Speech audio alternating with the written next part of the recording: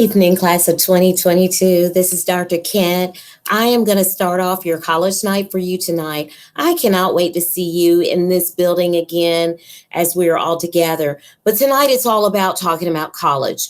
I am here, and next you will hear from Miss Fitch. She is your 11th grade counselor. And then we have Amy Huffstetler. She is a representative for the University of Louisville. We have Dr. Johnson from Kentucky Higher Education with the presentation. And finally, Olivia Gerald, who is representing Evolve 502.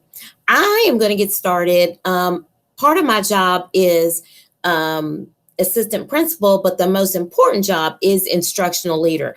My job is to support you in graduating. And so I have a couple nuggets of wisdom for you that I will share. But anytime you need any help or support or have questions, as you transition to college, the number one most important person to contact is Miss Fitch. She will direct you, but if she is unavailable, of course, you can come to me and I will help you in what ways I can, but she will support you in that transition to college, okay? All right, so I'll go ahead and get started with my short presentation. Like I said, the goal for tonight is just to give you some nuggets of wisdom. We will still be working with you throughout your senior year to support you in the transition to college. All right, so I want you to start thinking, are you taking the correct courses? And are you, the tests that you have coming up, and I'm thinking of like ACT, SAT, how is that going to support you in your transition? What should you be doing now? These are some of the conversations that you should be having, not only with Ms. Fitch, but with your parents. Your parents is the first line that should support you in your goals and dreams, and Ms. Fitch and anyone in the school is here to help you. Teachers are a wonderful support system as well. But your goal should be think about college, military, or career/work. So as you start to plan leaving high school, where do you want to go and what do you want to do? And those are your options that you have in front of you. When I graduated from high school, I went straight into the military. I wasn't really sure what I wanted to do. Went into the military, then I went to college. But you have some options, okay? And our job is to support you in that journey. All right? No matter what your post-high school plans are, make sure you're doing your best, even in these difficult times. Currently, we're in a pandemic and you will transition back to school shortly. So just make sure that even if you make a mistake in a class, that you communicate with that teacher, and that teacher should be able to support you in any way, shape, or form. But make sure you're doing your best right now. Your plan for college is to keep all your doors open, right? So that means as you go into as we transition back to school, make sure you're doing your best in all your coursework here in high school.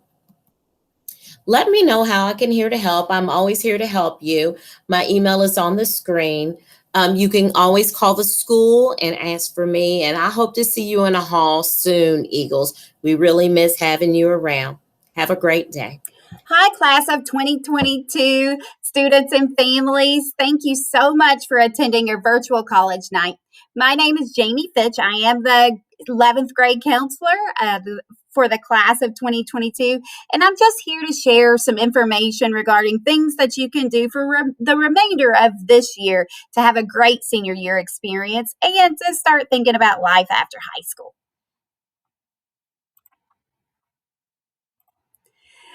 Just to start, I would like to remind you all to frequently check the class of 2022 Google Classroom for updated information. I update my Google Classroom daily, and I share information regarding job opportunities or scholarship searches, college visits. So please make sure to just get in the habit of checking that. For the remainder of this year, we have lots of important things to do and accomplish and to start thinking about, right? So the very first thing that juniors will have the opportunity to do is to take the ACT. So as you know, the ACT is a standardized test, and it indicates if a student is college ready. It's out of 36 points, and the higher your score, obviously, the more opportunities for scholarships. And there are some colleges and universities that are highly selective, and they really either want a high ACT score or a SAT score. All juniors will have the opportunity to take the ACT at Eastern. It's going to be offered in April. They do not have to register. It is a free opportunity to take this test. Our official test date is April 13th. We are still working out the logistics. We may have one group taking it on the 13th, and we may have to bring in some other students on the makeup days. But everybody, all juniors will have that opportunity.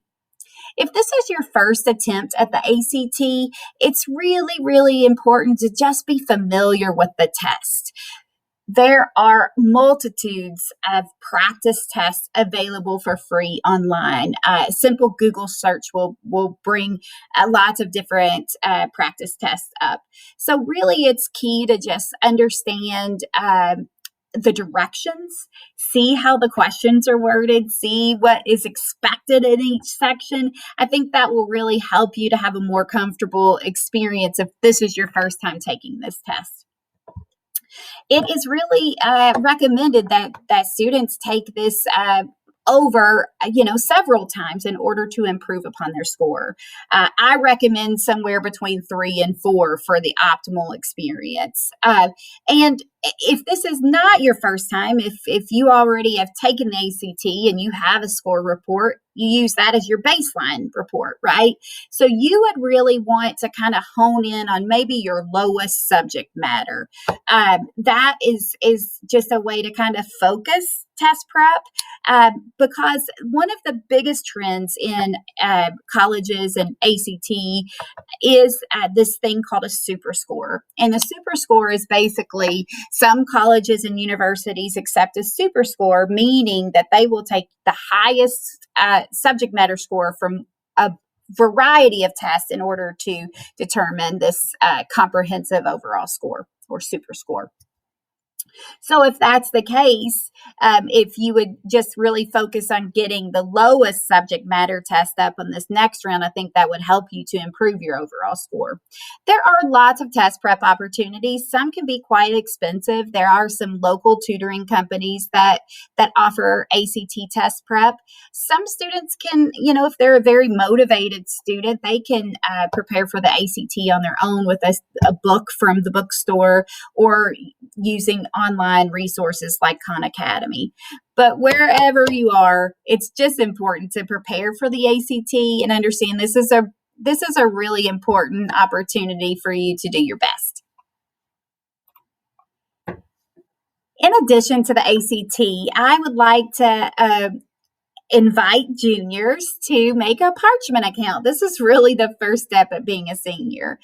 Parchment is the service that we use to send transcripts to colleges and universities. I sent information to every junior to their school email as to how to make this account. It's pretty easy.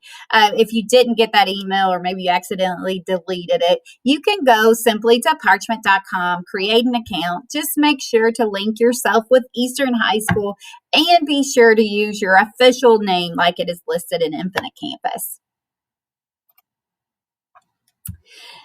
As we finish up junior year, it's really important that you narrow down your college and university search to a handful of schools that you want to apply to.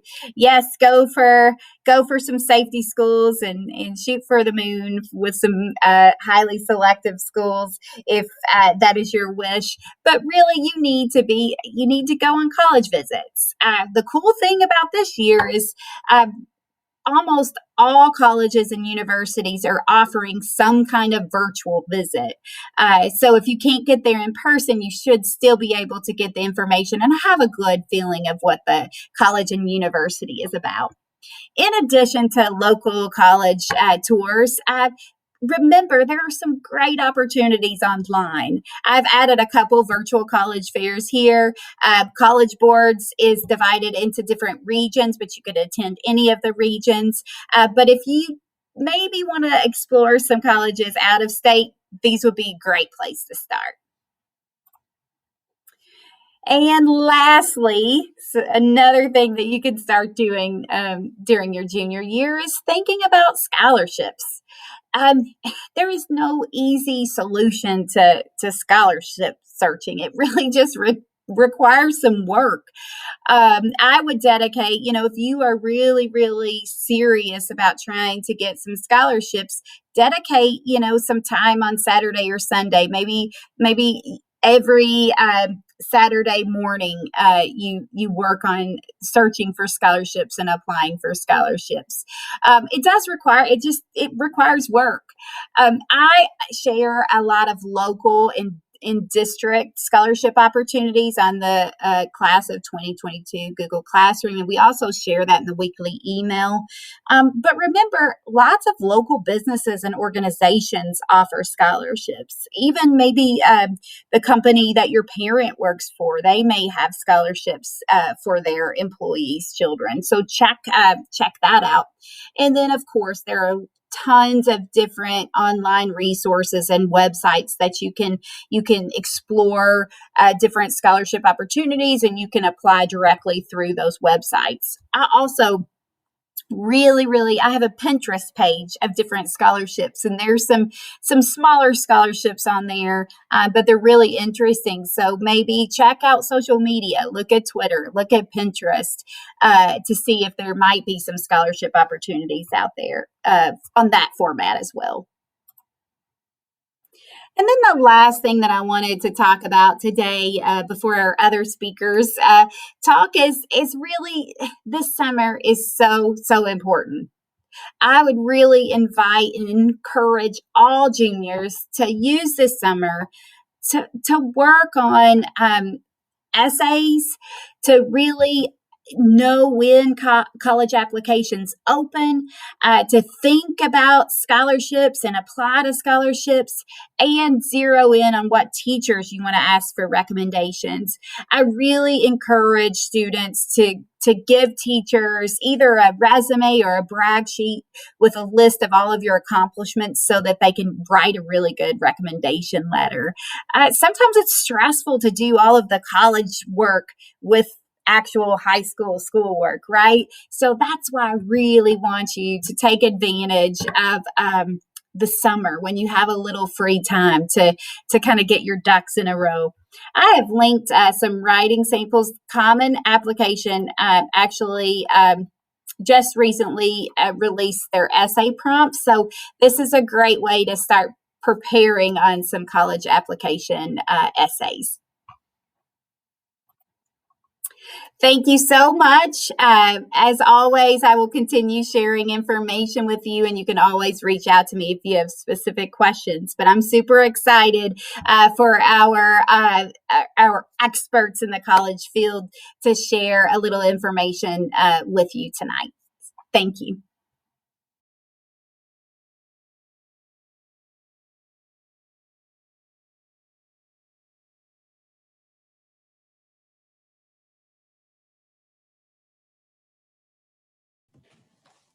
Hello, my name is Dr. Candace Johnson, and I serve as the Senior Outreach Counselor for Kentucky Higher Education Assistance Authority, but we affectionately call it KIA. Thank you so much for joining in on this evening, and I'm excited to share with you just some quick tips as you think about paying for college, and it's paying for college one-on-one. So just a little bit about KIA, excuse me. So we are the state agency that administers financial aid for Kentucky residents. Along with that, our mission is to help our families plan, prepare, and pay for college. As an outreach counselor, I work with students and families really all throughout Louisville, Oldham, and Shelby County, and helping them navigate the process of applying to college and figuring out how to pay for it. So again, thank you so much for watching this video. My contact information is at the end, so please feel free to reach out and let me know how I can help. So I know you already saw this, but let's pretend you didn't. So number one, my first tip is have the conversation. Yes, about college costs, about your dreams and goals, about expectations. And so let's start with dreams and goals. I encourage you students as a class of 2022 to talk with your family, parents, a loved one about the dreams and goals that you have and that you want to pursue maybe right now, and definitely after high school as we're thinking about post-secondary education. And you just never know what'll come out of that conversation. Number one, my hope is that you'll have some accountability. If you're sharing your dreams and goals, the person that you're having that conversation with hopefully is going to encourage you, give you some tips, give you the push that you need to go forward, knowing that you can accomplish what it is that you have in your heart to do and you feel like you are supposed to do. Along with that, in terms of your dreams and goals, hopefully that does include some post-secondary education. And so have the conversation about college cost. Know the college cost. And that's a quick search online, right? Go to the college website and look up the tuition, the room and board, the books, and all that information. So you have a clear picture in mind of how much you need based on the things that you want to do, what you want to pursue, and have the conversation with your parents, your family member about expectations. Is your family going to be able to help with those college costs? Or are you going to need to, of course, apply for financial aid and have those things taken care of in terms of costs through financial aid? But I'm telling you, it's important to have that conversation now, just so you know what to expect as you move forward in this process. So that's the first tip. The second tip is to do the research. And I kind of touched on this just a little bit about going to the college website and finding out the college costs. Do the research in terms of the financial aid that's available to you. And let me share with you right now, there is financial aid available to you. Yes, you, or to your student, if this is a parent or a family member watching this. There are grants from the federal and the state government. As an organization, we administer the state grant programs. There are scholarships from the college, from the state of Kentucky, through our agency, and also through businesses and organizations that your student or you as a student may be a part of. There is work study, which is usually an on-campus part-time job where the money that you earn from that job can help towards paying for school. And then there are loan options. So the federal government does offer a loan that a student can borrow, and also a loan that a parent of a dependent student can borrow. And then there are private loan opportunities out there. Through our agency, we have a private loan called the Advantage Education Loan. And then there are banks and other lenders that provide private loans. Do that research. The great thing is you don't have to look too far, because on our website, kia.com, which you see that down in the left-hand corner of this screen, we have all of this laid out. So I encourage you, maybe you don't have to do it tonight, but I encourage you to go on our website and do your due diligence in knowing what's available to you in terms of financial aid. Because remember, there is financial aid available to you. Have the conversation with the college admission counselors at the colleges that you're interested in, and they will share with you the scholarship opportunities, the grant opportunities, and everything else that the college that you're interested in has to offer for students. Stay close to that college admission counselor, because they truly are the gatekeeper to you getting the information you need for the college or program that you're interested in going to. Third tip is apply, right? Definitely apply. Don't hold back. Apply for college. And I know you're going to hear information about college admissions if you haven't heard about it already, but fill out that application for scholarships. As you start to do that research on various scholarships, when the time comes to apply, go ahead and do it. Especially as you're thinking about what you need and you've had that conversation about college costs, about expectations, then you want to take the next step and apply for those opportunities. I would encourage you to visit one of our local organizations called the Community Foundation of Louisville. They house about 60 scholarships that students in Louisville and surrounding counties can apply for. Now, you can't apply for them now because you're not a senior just yet, but there's nothing wrong with going on the website and just viewing the scholarships that are available so that you can get your mind wrapped around what you need to go ahead and apply. And so if you're already prepared for that, when the application opens up later this year, you will be ready to do what that word says on the front of the screen, which is apply. And of course, I have to talk about the FAFSA. The FAFSA is the free application for federal student aid. So remember just the previous slide when I talked about the different financial aid programs.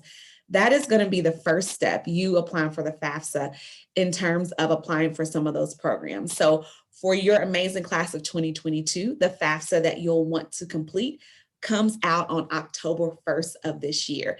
Visit our website. We have a list of the things that you'll need to complete the FAFSA, and I promise you, you can do it. We also have and will have updated video on our YouTube channel. So you can search Kia. You can actually look at a video that explains the FAFSA process, but we will upload a new one specific to the 2022-2023 school year FAFSA, which would be if you plan to start college after you graduate, like that August, that fall semester, that will be the school year that you start college. So it's the 2022-2023 school year FAFSA that comes out and is available October 1st of this year.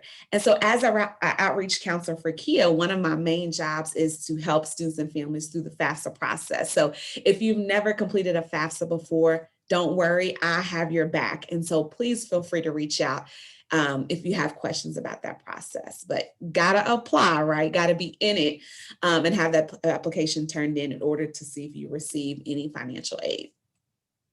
The next and last tip is follow up, follow through, and finish strong. Okay, so I guess it was the next 3 tips, but I'll put it all together because I just couldn't come up with one, but follow up. So follow up with the college admission counselor of the colleges that you're interested in.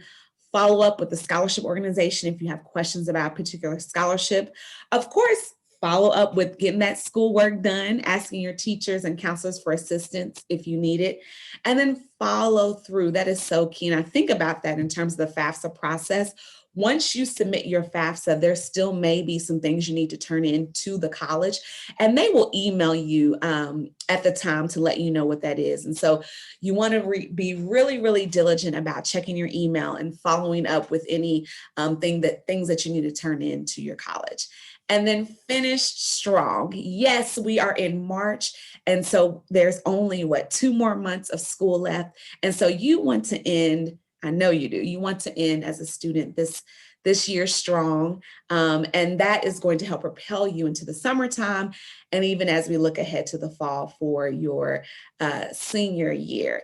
I actually have read a book called Win the Day, which has been so life-changing for me. So I want to encourage you.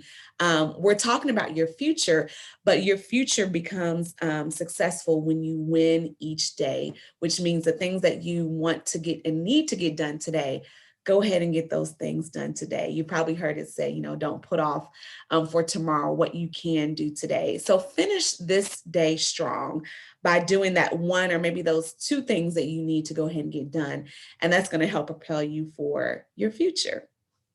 Again, thank you so much for watching this video. As I said, my name is Candace Johnson, and I serve as your senior outreach counselor. And so my job, my role, my call is to help you as a student and help you as a family. So please let me know how I can help, how I can connect you to various resources and even other people that are going to help you along with pursuing your dreams and goals. So please reach out. My email is right there on the screen, and I am so happy to help.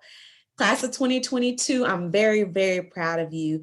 And let me know how I can help. Have a great day or a great evening. The Evolve 502 Scholarship. Are you graduating from a JCPS high school this year? Want to go to college for free? All you have to do is visit evolve502.org/scholarship to get started.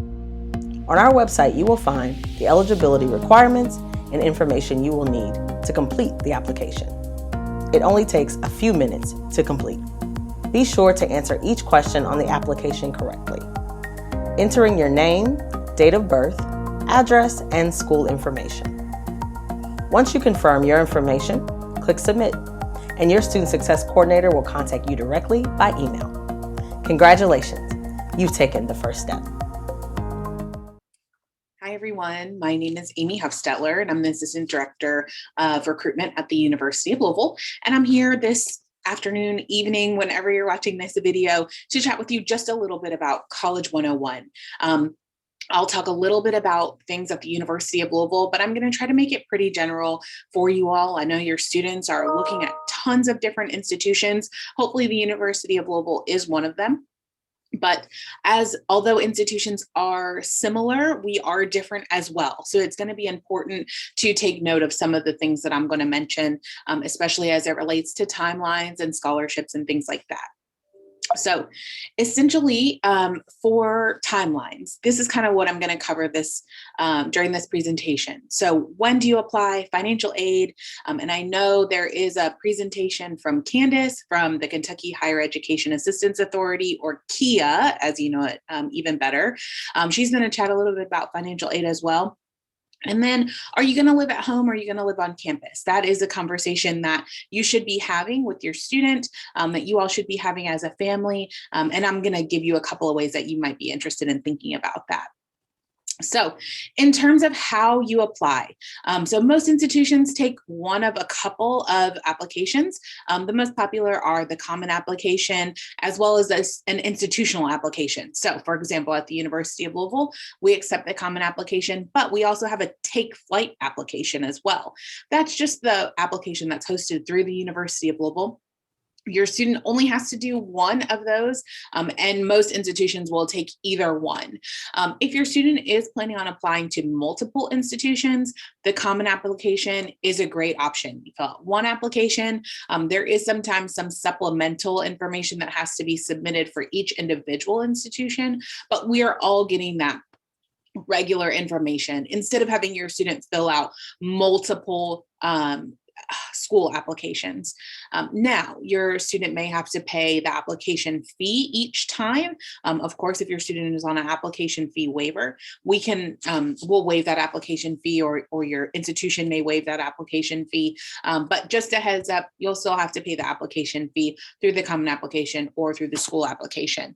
For some of them, it's going to be the same fee. For some, it'll be different. So if you're thinking about cost savings and overall cost, be taking that into consideration.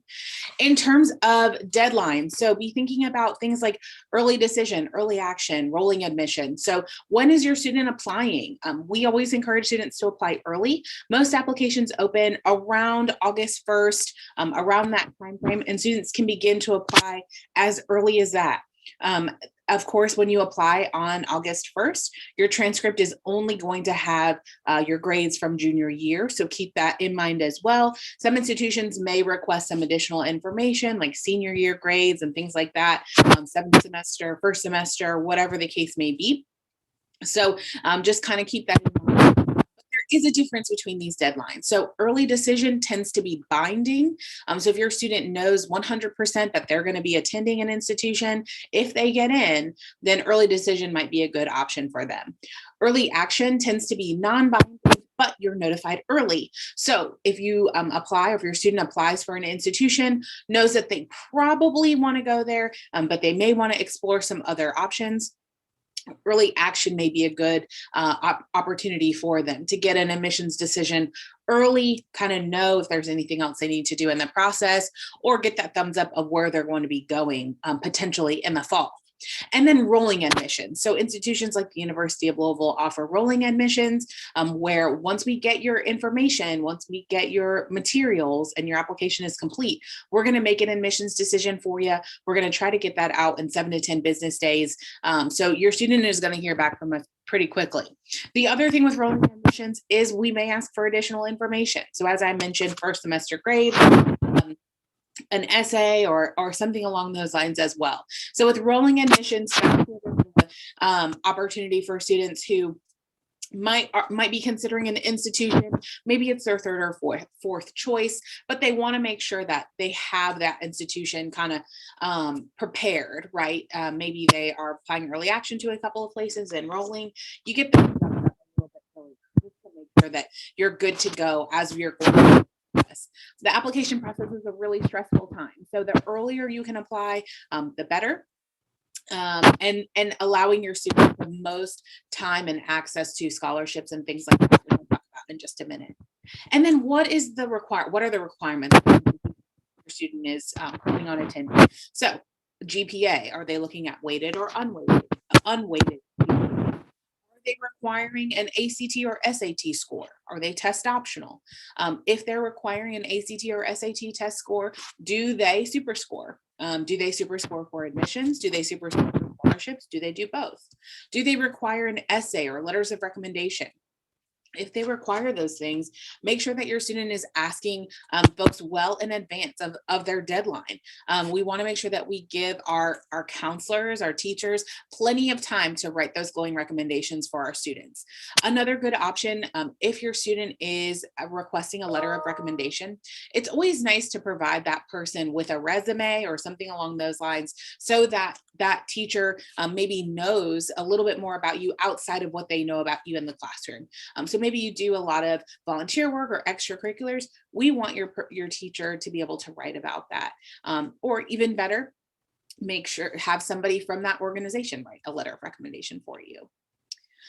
Financial aid. So I'm not going to go too much into this. As I mentioned, I know Candace is going to go over some of these things, but the two big things that I want to students to always consider about financial aid is FAFSA and scholarship, right? So you complete the FAFSA, you'll hear us mention this hopefully 1,000 times. FAFSA opens on October 1st. I always encourage every family to complete a FAFSA.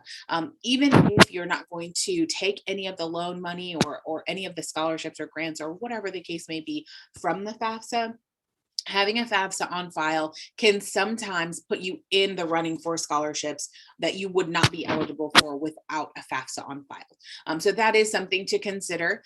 It's been made easier over the years. I mean, when I completed a FAFSA, it was pretty hand done, tracking down my parents' W-2s.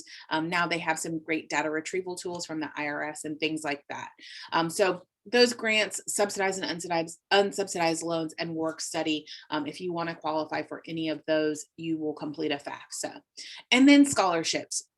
So institutional scholarships, so those merit-based scholarships, that's where that timeline comes in again. So if you apply early, you can really dig into those scholarship opportunities. Whatever institution you're applying for, you'll have plenty of time to write those essays and submit a resume or ask questions of your admissions counselor on kind of what the institution may be interested in, what they might be thinking about when they're evaluating those types of things. So institutional scholarships could be an option. Make sure, as I mentioned, we are similar, but there's a lot of difference about us as well in terms of institutions. And oftentimes scholarship deadlines are one of the big things that we differ on. So get a big calendar, maybe one of those desk calendars, and mark those dates where financial aid or scholarships are due, applications are due. And that way you're going to be able to do them well in advance of any deadlines. External scholarships. Encourage your student to apply for those external scholarships, those local scholarships from the community. There are so many opportunities available for students. If you take a couple of minutes and write an essay, I encourage students to. We don't always have to reinvent the wheel when we're writing an essay. So take a look at your content in the essay. Is that something you can use again?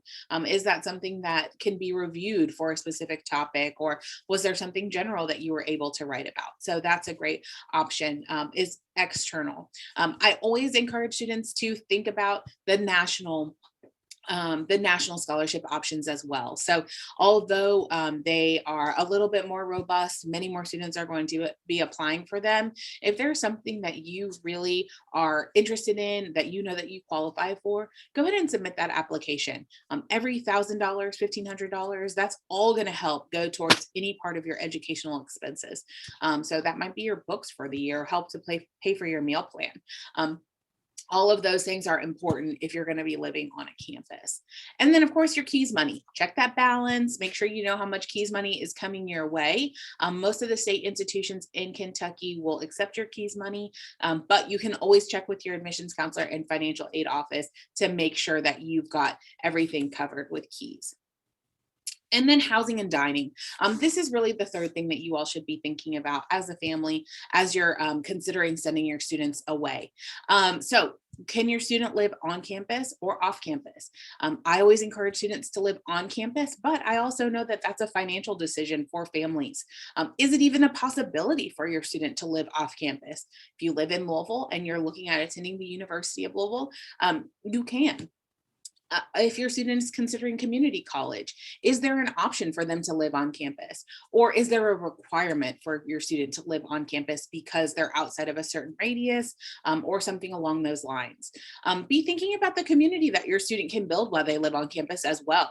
Things like living learning communities, your housing is may play a great role in your student creating and developing good habits, good study habits, and making a great network at a university as well. So that's definitely a point of pride at many institutions. And we always encourage students, if you can, if it's financially reasonable, to go ahead and try to live on campus.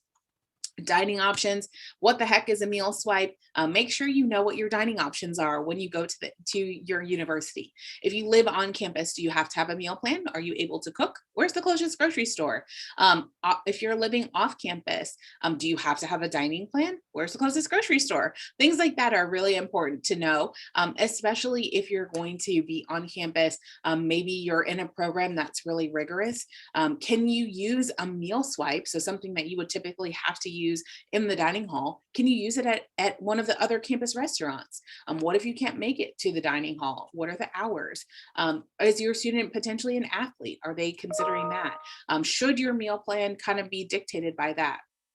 Also, your students should be thinking about how much they're actually going to eat. If your student doesn't really eat breakfast, maybe less meals is okay, because really they're going to be involved in lunch and dinner only.